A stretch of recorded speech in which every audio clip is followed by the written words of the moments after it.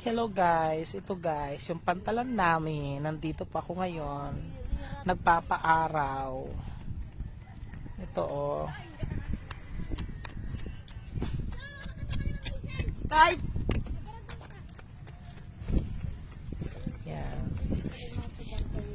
Aalis rin po kami.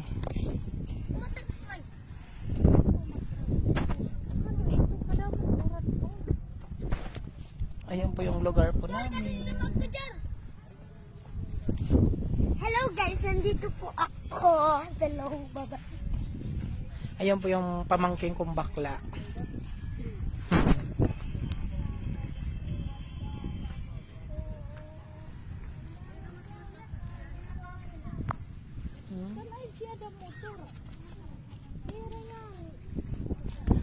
Kung correct ni RJ, idulong na lang dito't kabataan. Pwede man ka muna yan, itira pag di ka to, kaya guri man hirap, pwede ka may gagi talalura.